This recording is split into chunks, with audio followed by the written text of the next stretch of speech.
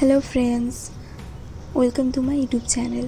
আমি আজকে তোমাদের সাথে শেয়ার করব এক গুরুত্বপূর্ণ কনসেপ্ট, যা হলো মোল। চলো শুরু করা যাক। মোল হচ্ছে একটি একক।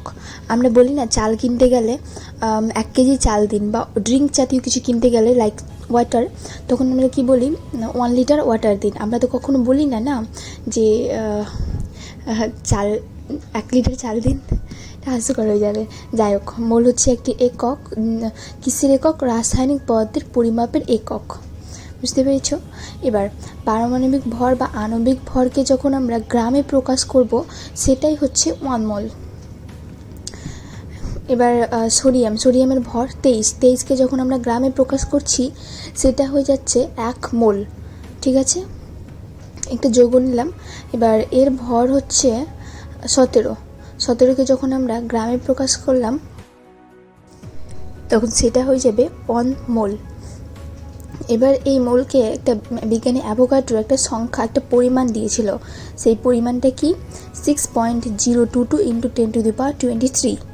ঠিক আছে, এই সংখ্যাকে, এই পরিমাণকে অ্যাভোগাড্রো সংখ্যা বলা হয়।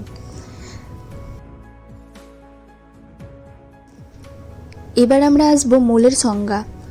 পারমাণবিক বা আণবিক ভরকে গ্রাম এককে প্রকাশ করলে, দেখো, পারমাণবিক বা আণবিক ভরকে গ্রাম এককে প্রকাশ করলে যে পরিমাণ পাওয়া যায়, সেই পরিমাণকে ওই পদার্থের মোল বলে।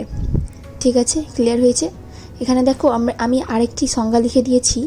মোল হলো একটি পরিমাপের একক, যা 6.022 × 10⁻23টি কণা, এখানে কণা হবে, আমি ভুল করে দিয়েছি, পরমাণু বা অণু বোঝায়।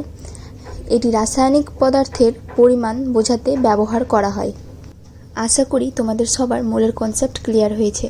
তোমাদের জন্য আমি স্ক্রিনে 3টি কোয়েশ্চেন করে লিখে দিচ্ছি, তোমরা সেগুলোর অ্যান্সার আমাকে কমেন্টে জানাও। আর যদি এক্সট্রা কোনো কোয়েশ্চেন থাকে, তবে তা অবশ্যই আমাকে জানাও।